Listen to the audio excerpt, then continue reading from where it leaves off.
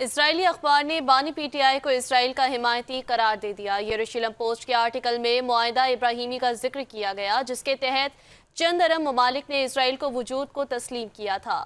Article میں زور دیا گیا ہے کہ اسرائیل سے تعلقات کے لیے پاکستان کی موجودہ سیاسی قیادت کو بدلنا ہوگا۔ آرٹیکل میں لکھا گیا ہے کہ بانی پی ٹی آئی اسرائیل میں مخالف بیان دینے کے باوجود اسرائیل سے بہتر تعلقات کے اشارے دیتے رہے۔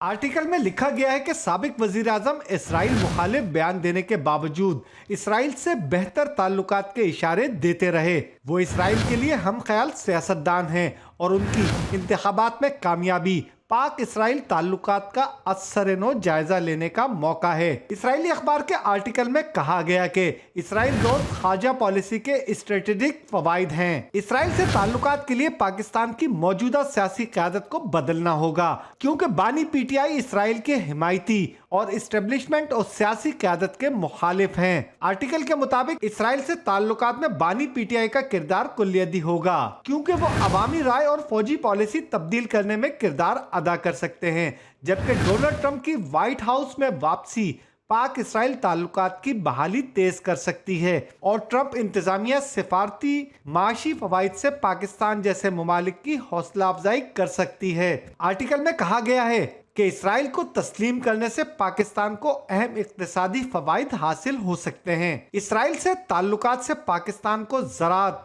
سائبر سیکیورٹی، دفاع اور مالی سرمایہ کاری جیسے فوائد حاصل ہو سکتے ہیں۔ اسرائیلی اخبار میں چھپنے والے آرٹیکل پر رد عمل دیتے ہوئے پنجاب کی سینئر وزیر مریم اورنگزیب نے کہا کہ یروشلم پوسٹ نے بانی پی ٹی آئی کو ہم خیال شخص قرار دیا۔